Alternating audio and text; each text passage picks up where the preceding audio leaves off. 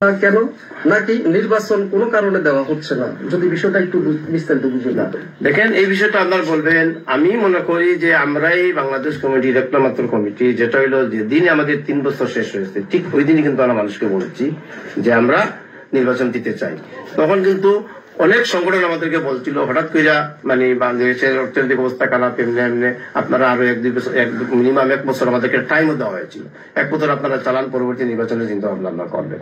কিন্তু যখন 1 বছর হইতে না হইতেই কিন্তু করোনার বিশাল একটা দাম, 1বার 2বার 3বার কিন্তু করোনা। এই করোনা কেন এখন আপনারা জানেন, আপনারা তো মানে সংবাদকর্মী, তারপরে আপনার জনসাধারণের জন্য কাজ করেন, বুঝছেন। এটার মানে কথার খাতিরে কথা না।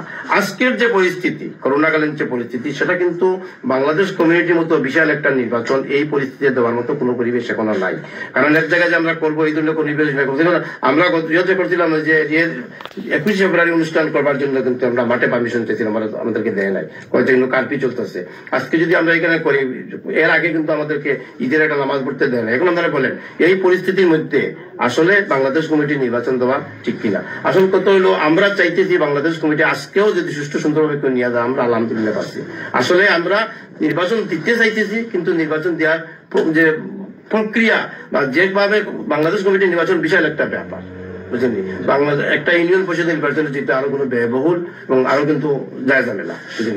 এই অনুষ্ঠান, এই নির্বাচনটা কিন্তু এইভাবে দেওয়া সম্ভব নয়। এই করোনাকালীন পরিস্থিতির কারণে আমরা দিতে পারতেছি না। তবে আমরা দৃঢ় প্রতিজ্ঞ। এখন তো করোনা অনেকটা শিথিল হয়েছে।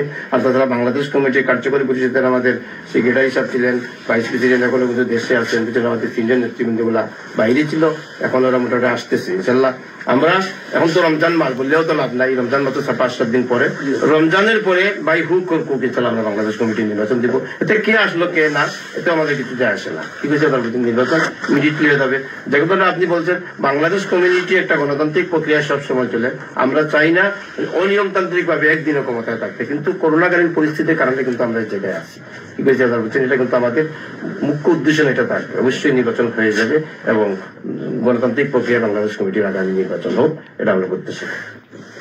দর্শক, আশা করি আপনারা বুঝতে পারছেন আসলে বাংলাদেশ কমিউনিটির যে মেয়াদ উত্তীর্ণ বর্তমানে তারা আছে, এটা হচ্ছে আসলে করোনার প্রাদুর্ভাবের কারণে।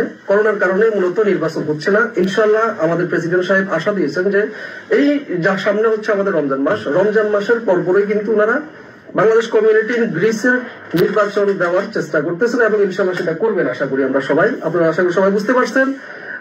ধন্যবাদ আপনাকে।